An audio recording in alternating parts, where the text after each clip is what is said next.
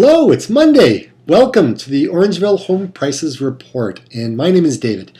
So today I wanted to go through our report on where we were last year, where the prices were at, and where things are going. So I put this report together for the benefit of everybody because I get a lot of questions regarding, what prices homes are selling for. And so actually I was featured on Rogers just before Christmas. If you caught the show, great. If not, we're actually going to go a little bit in behind the scenes to what I talked about on the show. And so this is the report that I give you. So if you've signed up, these will be going out to you on a more of a consistent monthly basis. And if you find it helpful, wonderful. And the one thing that you need to look at is take this with a grain of salt, right? I actually compiled this report for the benefit of everybody. And the numbers that are in here, in our graph that we're looking at right here, this is all properties in the GTA, okay, which includes us in Orangeville. And the reason I do that is because it gives there's more numbers, and when there's more sales, the graph fills out better. You have less kind of spikes all over the place, and it's more more conformity. I mean, it really shows you where the trends are and what months are happening with prices of homes, and it just really helps with that. So, like I said, I've been tracking the prices of homes for quite a while. And I mean, these go all the way back to 2008. But really, what this graph shows you is the trend, where things go with regards to price, per month.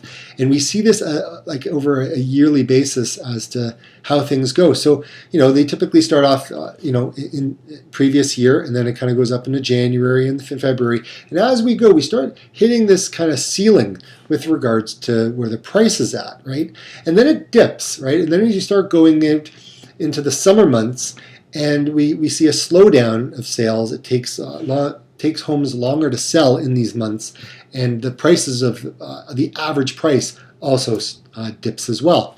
And then we typically start to kind of pick up in the fall market, and we saw more of a gradual climb, not a crazy climb like we have in the previous years. And then we saw a little drop off, at the end of the year towards December. So this is the ebb and flow. This is normal, right? So you look at all of the other months out of the year, you look at the prices, and that's, where things are at.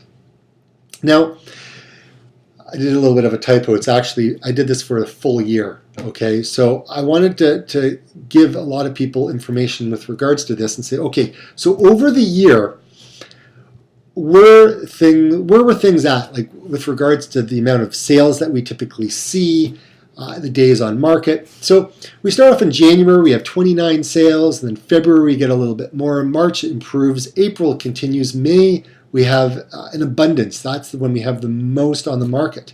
But as soon as you have the most on the market, what you'll start to notice if you take a look at the graph, what happens in May. And now we're starting to dip, right, in price, because there's more competition. There's more homes on the market that you're competing with, and so the price starts to slowly come down a bit, right? And then we start going into the summer months, right? So we have, June, July, August, right? Even September we had some low, low inventory even in September. And then October, November, we had, the same, and then we really dropped off the scale with 17 sales in the year. So you can see how many homes are selling, but then you can see how many homes are starting to come on the market as we slowly start to go throughout the year. Right? March, we had 73 new listings that were just put on the market in March.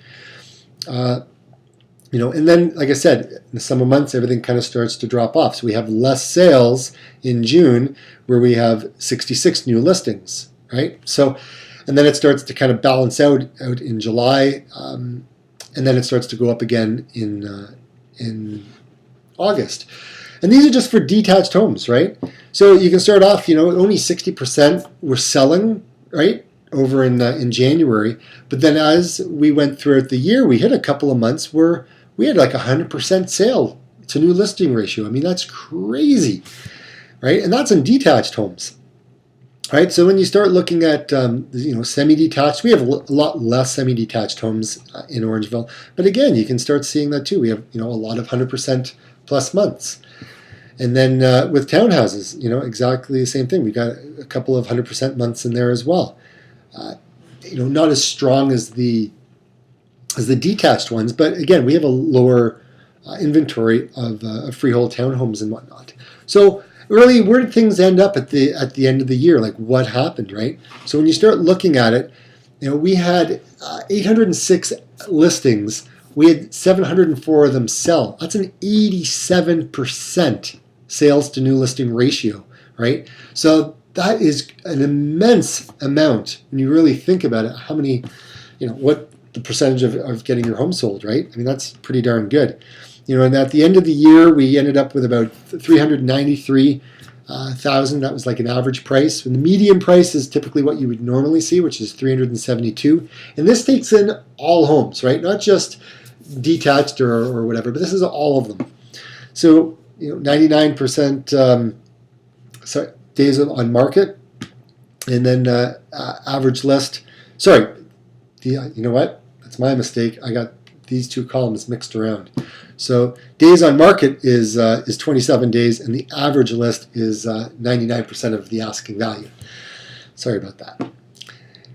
So yeah, I mean, like I said, it just kind of gives you a snapshot of what's going on. Now, the thing that you have to look at this report is where you live will determine what's going on in that marketplace. So what happens out on the west end of town and what happens out on the east or north end is very different from each other. Okay, very different. You have mature neighborhoods. You have areas where there's more rental properties for investors. You have some areas that have more like linked homes or more homes that were built in the 70s or more that were newer homes. So every area has its own kind of flavor, okay? And so prices are different in each of those areas. And these are just some of the nice things that people have said about me. And then this is this online review of the report that I put together. And then we have these things where they're called pinpoint price analysis. So if you really want to know what a specific target of your value you could get for your home, that's where you could ask for a pinpoint price analysis, and we can go through that. Second is a room-by-room review, where I can make specific recommendations about which things to fix and which things not to fix, because it wouldn't really bring in as much money as doing something else in the home. And then we have this thing called a silent market, and these are homes that are not on the market, but at some point they will be, and sometimes we can kind of be a matchmaker and find those. So those are three things that you can just take advantage of right now. You just need to reach out and say, hey, Dave, I'm looking for this. Can you come on over? I'd like a pinpoint price analysis, and I'd be more than happy to oblige. So hopefully you found this very beneficial. I hope you enjoyed an amazing holiday, and now you're starting off your new year on the right foot. And we'll be back in February with our January report, because we're always 1 month behind, remember. So thank you so much, and we'll be in touch. Take care. Bye for now.